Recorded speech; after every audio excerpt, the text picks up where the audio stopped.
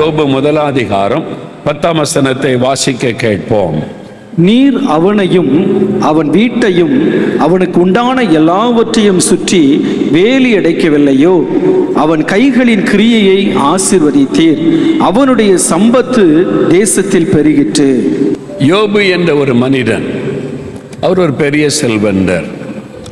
அவர் ஊத்ஸ் என்கிற தேசத்திலே வாழ்ந்து கொண்டிருந்தார். அவருடைய ஆசீர்வாதம், அந்த காலத்தில் மிருகங்கள் தான், பண்ணை தான் ஆசீர்வாதத்துக்கு அடையாளம். ஆடுகள், மாடுகள், ஒட்டகங்கள், ஏர் மாடுகள், கழுதைகள் எல்லாம் பெரிய பெரிய மந்தைகள் அவருக்கு இருந்தது. அதை கவனிக்க வேலைக்காரர்கள், வேலைக்காரிகள். ஆசீர்வதிக்கப்பட்ட ஒரு மனிதர். கிழக்கத்தி புத்திரர் எல்லாரிலும் அவர் பெயர் பெற்றவராக, புகழ் பெற்றவராக, எல்லாராலும் தெரிந்து கொள்ளப்பட்டவராக இருந்தார். அவர் தேவனுக்கு பயந்து பொல்லாப்புக்கு விலகி நீதிமானாய் நடந்த ஒரு மனிதர். அவர் மூலமாய் கர்த்தருடைய நாம மகிமைப்பட்டு கொண்டு வந்தது. இதை கவனித்த சாத்தானால் பொறுக்க முடியவில்லை. நஷ்டத்தை உண்டாக்கினால், இழப்பை உண்டாக்கினால் இவன் கர்த்தரை விட்டு விலகி விடுவான் என்று சொல்லி அவனை தாக்குவதற்கு முற்படுகிறான். ஆட்டு மந்தையை அழிக்க நினைக்கிறான், ஒட்டகத்தை அழிக்க நினைக்கிறான், மாடுகளை அழிக்க நினைக்கிறான். ஆனால் அவனால் ஒன்று செய்ய முடியவில்லை. அவனுடைய வீட்டிலேயும் யாரையும் தொட முடியலை, அவனுடைய சொத்துக்களையும் தொட முடியவில்லை. காரணம் என்ன? இந்த பிசாசை பார்க்கிறான், ஏன் என்னால் ஒன்று செய்ய முடியலை? அப்பொழுது ஒரு காரியத்தை அவன் அறிந்து கொண்டான். தேவன் அவன் மேல் அக்கறையாயிருந்து அவனை பாதுகாத்து நடத்துகிறார் என்பதை அறிந்து கொண்டான். ஆகவே இந்த யோபுவை சேதப்படுத்த வேண்டுமானால் தேவனுடைய உத்தரவில்லாமல் முடியாது. ஆகவே தேவ சமூகத்துக்கு போகிறான். ஆண்டவருடைய சமூகத்தில் போய் அவன் நின்றபோது ஆண்டவர் கண்டுபிடித்தார், இவன் யோபுக்காகத்தான் என்னிடத்தில் வந்திருக்கிறான் என்று. அதனால என் தாசனாகிய யோபின் மேல் கவனம் வைத்தாயோ? அவன் எனக்கு பயந்து நடக்கிறவன், உத்தமன். அவனை போல பூமியில் ஒருவரும் இல்லை. தேவன் சாட்சி கொடுக்கிறார், பெருமையா சொல்லுகிறார். சாத்தான் சொல்லுகிறான், இல்லை இல்லை, அவனுக்கு நீங்க 3 விதமான ஆசீர்வாதம் கொடுத்திருக்கிறீங்க, அதனால தான் அவன் மேல உறுதியா இருக்கிறான். அவனை சோதிக்க இடம் கொடுங்க, அப்ப பாருங்கன்னு சொல்லி சவால் விட்டான். அந்த சமயத்துல சாத்தான் ஆண்டவர் யோபுக்கு கொடுத்திருந்த 3 விதமான ஆசீர்வாதங்களை சாத்தானை சாட்சியாக அறிவிக்கிறான். அதுதான் இந்த 10வது வசனம். யோபு 1:10 சொல்லுகிறான், 3 விதமான ஆசீர்வாதத்தை நீர் அவனுக்கு தந்திருக்கிறீர். அதனால தான் யோபு உயர்ந்த நிலைமையில் இருக்கிறான், உம்மை குறித்து சாட்சி சொல்லி கொண்டிருக்கிறான் என்பதாக சொல்லுகிறான். இதுதான் தேவன் தன் பிள்ளைகளுக்கு கொடுக்கிற விசேஷமான ஆசீர்வாதங்கள். அன்றைக்கு யோபுவை ஆசீர்வதித்த மாதிரி உங்களையும் ஆசீர்வதிக்க ஆண்டவர் விரும்பி இதை குறித்து என் ஜனங்களுக்கு சொல் என்று கட்டளையிட்டார். அந்த 3 விதமான ஆசீர்வாதம் என்ன? முதலாவது ஆசீர்வாதம் பாதுகாப்பின் ஆசீர்வாதம். முதலாவது அவனையும் அவன் வீட்டாரையும் அவனுக்கு உண்டான எல்லாவற்றையும் ஆண்டவர் சொல்லுகிறார், உங்களையும் உங்கள் குடும்பத்தையும் உங்களுடைய பிசினஸையும் சொத்துக்களையும் கர்த்தர் வேலி அடைத்து பாதுகாக்கிறார். அவர் உங்களை பாதுகாக்கிற தேவன், உங்களை வேலி அடைத்து பாதுகாக்கிறார். கர்த்தர் வேலி அடைத்து விட்டால் சாத்தான் ஆனாலும், பொல்லாத மனிதர்கள் ஆனாலும், அதிகாரத்தில் உள்ளவர்கள் ஆனாலும் உங்களை தொட முடியாது, சேதப்படுத்த முடியாது. ஆனால் ஆண்டவர் கொடுக்கிற பாதுகாப்பை முதலாவது உணர்ந்து கொள்ள வேண்டும். 2வது, சாத்தான் என்ன சொல்றான் பாருங்க.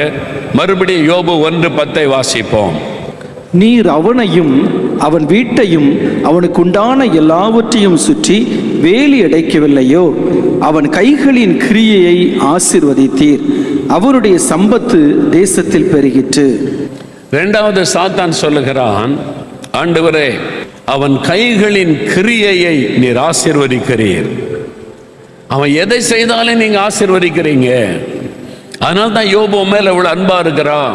எதை செய்தாலும் ஆசீர்வாதம். யோபு கை வைக்கிறது எல்லாம் ஆசீர்வாதம். அவனுடைய கையின் கிரியைகளை கர்த்தர் ஆசீர்வதிக்கிறார். ஆண்டவர் இன்னைக்கு சொல்லுகிறார், என் மகனே மகளே, நீ கையிட்டு செய்கிற எல்லாவற்றையும் நான் ஆசீர்வதிப்பேன். அல்லேலூயா. உபாகமம் 28:8 ஆண்டவருடைய வார்த்தை சொல்லுகிறது, நீ கையிடும் எல்லா வேலையிலும் உனக்கு ஆசீர்வாதம் கட்டளையிடுவார். நீங்க சின்ன ஒரு தொழில் செய்யலாம், அல்லது சின்ன ஒரு ஆபீஸ் வைத்து இப்பதான் பிசினஸ் ஆரம்பித்திருக்கலாம், ஒரு சூப்பர் மார்க்கெட் வைத்து நடத்தி கொண்டிருக்கலாம், ஒரு பள்ளிக்கூடத்தை நிர்வாகம் பண்ணி கொண்டிருக்கலாம், இப்பதான் ஒரு எக்ஸ்போர்ட் பிசினஸ் ஆரம்பித்திருக்கலாம், இனிமேதான் ஆரம்பிக்கணும், பிசினஸ் ஒரு வழி திறந்திருக்கு, நீ வந்திருக்கலாம். ஆண்டவர் சொல்லுகிறார், உன் கையின் பிரயாசங்களை நான் ஆசீர்வதிப்பேன், நீ கையிட்டு செய்கிற எல்லாம் ஆசீர்வதிக்கப்படும். ஆண்டவர் வாக்கு கொடுக்கிறார். அவர் எப்படி ஆசீர்வதிப்பார் தெரியுமா? 1 தீமோத்தேயு 6:17 சொல்லுகிறாரு, நாம் அனுபவிப்பதற்கு சகலவிதமான நன்மைகளையும் சம்பூர்ணமாய் அருளி செய்கிற தேவன். சம்பூர்ணமான ஆசீர்வாதம், அரைகுறையான ஆசீர்வாதம் அல்ல, நிரம்பி வழிகிற ஆசீர்வாதம், சம்பூர்ணமான ஆசீர்வாதம், போதும் போதும் என்கிற அளவுக்கு ஆசீர்வாதம். இதுவரை நீங்கள் நெருக்கத்தில் வந்திருக்கலாம், இதுவரைக்கும் கஷ்டத்திலே தொழில் செய்து கொண்டிருக்கலாம், வரவுக்கு செலவுக்கு சரியாகத்தானே இருக்கிறது, எல்லா பணமும் கஷ்டப்பட்டு உழைத்து மிச்சம் இல்லையே என்று கலங்கி கொண்டிருக்கலாம். ஆனால் தேவன் நிரம்பி வழிகிற ஆசீர்வாதத்தை தரப்போகிறார், சம்பூர்ணமான ஆசீர்வாதம். தென்கொரியா தேசத்தில் ஒரு பிசினஸ் மேனை குறித்த ஒரு செய்தியை நான் அறிந்தேன். அவர் என்ன பிஸ்னஸ் பண்ணுறது ஆண்டவரேன்னு ஜெபம் பண்ணாராம். சிலர் கேட்பாங்க, பிரதர் என்ன பிஸ்னஸ் செய்கிறதுன்னே தெரியல, ஜெபம் பண்ணுங்கன்னு சொல்லுவாங்க. நீங்கள் ஜெபம் பண்ணி கர்த்தருக்கு சித்தமான பிஸ்னஸ் செய்யுங்க அப்படின்னு சொன்னால் உடனே எங்கிட்டே கேட்பாங்க, என்ன பிஸ்னஸ் பண்ணலாம், ஆண்டவர்கிட்ட கொஞ்சம் கேட்டு சொல்லுங்களேன். அது நீங்கள் தான் கேட்கணும், உங்களுக்கான பிஸ்னஸ் தானே. ஒரு நாள் உபவாசம் பண்ணுங்க, குடும்பமாக ஃபாஸ்ட் பண்ணுங்க, ஆண்டவர் எந்த மாதிரி பிஸ்னஸை செஞ்சால் எங்களுக்கு நல்லது, ஒரு கைடன்ஸ் கொடுங்க.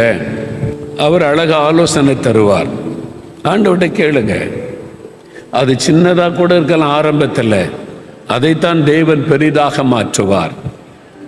அப்போ அந்த தென்கொரியாவில் ஒரு ஆள் ஜெபம் பண்ணார், ஆண்டவரே நான் என்ன பிஸ்னஸ் பண்ணுறதுன்னு தெரியலையே, எனக்கு கொஞ்சம் பணம் இருக்குது, ஆனால் பிஸ்னஸ் பண்ணணும், என்ன பிஸ்னஸ் பண்ணுறது தெரியலன்னு ஜெபம் பண்ணார். ஆண்டவர்கிட்ட எனக்கு ஒரு கைடன்ஸ் கொடுங்க, நான் என்ன மாதிரி பிஸ்னஸ் பண்ணணும் ஆண்டவரே அப்படின்னு ஜெபம் பண்ணார். கடை வைக்கிறதா, இரும்பு வியாபாரம் பண்ணுறதா, பிளாஸ்டிக் வியாபாரம் பண்ணுறதா, எதை வச்சு என்ன பிஸ்னஸ் பண்ணுவது? ஒரு நாள் ஜெபம் பண்ணி கொண்டிருக்கும் போது பைபிள் வாசித்து கொண்டு இருந்தார். அப்போ அதில் வசனத்தில் இருக்கல, நீங்கள் பூமிக்கு உப்பாக இருக்கிறீர்கள், நீங்கள் பூமிக்கு உப்பாக இருக்கிறீர்கள்னு அந்த வசனத்தை வாசித்த உடனே அவருடைய உள்ளத்தில் ஒரு ஏவுதல் வந்ததா, உப்பு பிஸ்னஸ் பண்ணலாம். அவர் வாசனர் யோசித்தார், உப்பு பிஸ்னஸ் பண்ணும்படியான ஒரு ஏவுதல் உள்ளத்தில் வந்தது. உடனே அதை வைத்து ஜெபம் பண்ணினார், ஆண்டவரே எனக்கு நல்ல கைடன்ஸ் கொடுத்துட்டீங்க, நான் சால்ட் பிஸ்னஸ், உப்பு பிஸ்னஸ் பண்ணணும், அதுக்கு எனக்கு உதவி செய்யுங்க. அதை பற்றி விவரங்கள்லாம் சேகரிக்க ஆரம்பித்தார். உப்பை மொத்தமாக வாங்கணும், குடோனில் சேகரித்து வைக்கணும், அப்புறம் கொஞ்சமாக மற்றவங்களுக்கு சேல் பண்ணணும். பெரிய குடோன் ஒன்று ரெடி பண்ணார். டன்னாக உப்பெல்லாம் சேர்த்து வைத்து பிஸ்னஸ் செய்ய ஆரம்பித்தார். பிஸ்னஸ் நல்லா போகுது, நல்ல வருமானம், ஆசீர்வாதம். ஒரு சமயம் ஒரு பெரிய மழை பெய்து, நம்ம ஊரில் வந்துச்சுல தூத்துக்குடியில் அந்த மாதிரி வெள்ளம், சென்னையில் வந்துச்சுல்ல தண்ணீர், ரோடு தெருவெல்லாம் தண்ணீர், அந்த மாதிரி வெள்ளம் வந்து போயிட்டார். வெள்ளம் அவருடைய குடோனுக்குள்ளெல்லாம் வந்துட்டு, தண்ணீர் உப்புக்குள்ளே வந்தால் என்ன ஆகும்? அவ்வளோதான், வெள்ளம் எல்லா உப்பும் கரைந்து போய்விட்டார். வெள்ளெல்லாம் வடிஞ்சு சில நாள் கழித்து பார்த்தா ஆயிரக்கணக்கான மூட்டை உப்புகள் இருந்த இடத்துல ஒன்றும் இல்லை, எல்லாம் கரைஞ்சு போயிட்டு, எல்லாத்தையும் இழந்துட்டார். ஆனால் அவர் பார்த்த உடனே சோர்ந்து போகலை. ஆண்டவர், இது நீங்கள் கொடுத்த பிஸ்னஸ், நீங்கள் சொன்னதை நான் செய்தேன், இதுவரைக்கும் என்னை ஆசீர்வதித்து எனக்கு லாபம் தான் தந்திருக்கிறீங்க, இப்போ அது கரைஞ்சி போச்சு, மழையில் கரைஞ்சி தானே போகும் தண்ணியில், பரவாயில்ல நீங்கள் என்னை ஆசீர்வதிப்பீங்க. தன்னை திடப்படுத்தி கொண்டு ஸ்தோத்திரம் பண்ணார். அவருடைய மேனேஜர் வந்தார். அவர் பார்த்தா, சார் எல்லா உப்பு மூட்டையும் போயிட்டு எல்லாம் நஷ்டமாயிட்டல்ல, ஆனால் ஒரு காரியம் நம்ம செஞ்சுருக்கிறோம். என்ன செஞ்சுருக்கிறோம்? இன்சூரன்ஸ் பண்ணியிருக்கிறோம், அதனால எல்லா பணமும் நமக்கு திரும்ப வர போகிறது. அப்பதான் அவருக்கே தெரியும், ஓ நம்ம இன்சூர் பண்ணியிருக்கிறோமா, ஆமா இதை இன்சூர் பண்ணதுனால எல்லா பணமும் நமக்கு கிடைச்சிரும், அதை வச்சு அடுத்தாப்புல பிசினஸ் செஞ்சிடலாம். ஆண்டவர் பாருங்க உடனே வழி தரந்தார். அவரை கைவிடவில்லை, வெட்கப்பட்டு போக விடவில்லை, ஒரு நஷ்டம் வந்த உடனே சோர்ந்து போகவில்லை. சிலருக்கு ஒரு சின்ன நஷ்டம் வந்துட்டா உலகமே முடிஞ்சு போச்சுன்னு தலையில கவிச்சுட்டு உட்காந்துருவாங்க. அவ்வளவுதான், செத்துருவோம், குடும்பமா செத்துருவோன்றாரு. ஏன்? ஒரு நஷ்டம் ஏற்பட்ட உடனே எல்லாம் முடிஞ்சிருமா? இழந்து போனதை திரும்ப அளிப்பேன் என்று கர்த்தர் வாக்கு கொடுத்திருக்கிறார். அப்படின்னா என்ன அர்த்தம்? நீங்கள் இழந்து போகிற சூழ்நிலை வரும், சில சமயத்தில் இழப்புகளை சந்திக்க வேண்டியது வரும். அதனால தான் ஆண்டவர் சொல்லுகிறார், இழந்து போனதை திரும்ப தருவேன். யோபு ஒரு சமயத்தில் இழந்து போனார். ஆடுகள், மாடுகள், மந்தை, ஒட்டகங்கள், வேலைக்காரர்கள் எல்லாவற்றையும் இழந்து போனார். அதோடு முடிந்து விட்டதா வாழ்க்கை? 2 மடங்காக தேவன் திரும்ப கொடுத்தார். கடந்த நாட்களில் நீங்கள் இழந்து போனதை தேவன் உங்களை பல மடங்காய் திரும்ப தருவார். இழந்து போனதை திரும்ப கொடுக்கிற தேவன் அவர், திரும்பவும் ஆசீர்வதிக்கிற தேவன் அவர். உங்களை ஆசீர்வதிப்பார், இழந்து போனது எல்லாம் திரும்ப தருவார். நான் கையிட்டு செய்கிறது எனக்கு ஆசீர்வதித்து கொடுங்க, நான் உண்மையா உத்தமா உழைக்கணும் கடினமா, அதை எனக்கு ஆசீர்வதித்து கொடுங்க. அதுலதான் நிம்மதி, ஆசீர்வாத, சமாதான நிறைவு இருக்கும். இந்த ஆசீர்வாதத்தை உங்களுக்கு கொடுப்பதற்கு இயேசு சிலுவையிலே தன்னை பலியாய் கொடுத்தார். ஜெபிக்கலாமா? அப்படியே கரம் வைத்து உங்களுடைய இதயத்துல கைவேங்க, ஒரு கரத்தை வைத்துக் கொள்ளுங்க, ஜெபம் பண்ணுங்க. ஆண்டவரே, எனக்கு என்னை ஆசீர்வதிப்பேன் நீ வாக்கு கொடுத்திருக்கிறீங்க. நீர் வாக்கு மாறாத தேவன், சொல் தவறாத தேவன். அந்த தினமும் நான் உம்மோடு கூட வாழணும், நீங்க என் கூடவே இருக்கணும். பொருளாதாரத்தில் ஆசீர்வதி, கடன் பிரச்சனை என்கிற சாபத்தில் இந்த விடுதலையாக்கும், இந்த வறுமை என்கிற சாபத்தில் இந்த விடுதலையாக்க சிலுவையிலே மறித்தீரேன். இனி பண கஷ்டமே இருக்கக்கூடாது, கடன் பிரச்சனை இருக்கக்கூடாது, வறுமை என்பதை எங்க வீட்டில் இருக்கக்கூடாது. இயேசு கிறிஸ்துவின் நாமத்தில் அந்த சாபங்கள் விலகட்டும். சிலுவையில் எனக்காக மரித்து ஆசீர்வாதத்தை உண்டாக்கின தேவனை, அந்த ஆசீர்வாதம் எல்லாம் என் வாழ்க்கையில, எங்க குடும்பத்துக்குள்ள வரட்டும், என் வாழ்க்கையில வரட்டும். இனி எல்லா தேவைக்கு நான் உண்மையே நோக்கி பார்ப்பேன். நான் கைட்டு செய்கிற இந்த வேலையை ஆசீர்வதிங்க, இந்த தொழிலை ஆசீர்வதிங்க. நான் உன்னை ஆசீர்வதித்து பெருகவே பெருக பண்ணுவேன் என்று சொன்னீங்களப்பா, பெருக பண்ணுங்க. ஆபிரகாமை ஆசீர்வதித்து, ஈசாக்கை யாக்கோபை ஆசீர்வதித்து, என்னையும் அப்படி ஆசீர்வதியும், இவங்களுடைய குடும்பத்தை ஆசீர்வதியும். இனிமேல் ஆரோக்கியமான, கடன் இல்லாத, ஆசீர்வாதமான வாழ்க்கை வாழ்வதற்கு ஒப்பு கொடுக்கிறோம். அந்த ஆசீர்வாதம் இயேசு கிறிஸ்துவின் நாமத்தில் எங்களுக்கு உண்டாவதாக. ஆண்டவரே, ஜெபிக்கிற ஒவ்வொரு பிள்ளைகளை நான் இயேசு கிறிஸ்துவின் நாமத்தில் ஆசீர்வதித்து ஜெபிக்கிறேன்.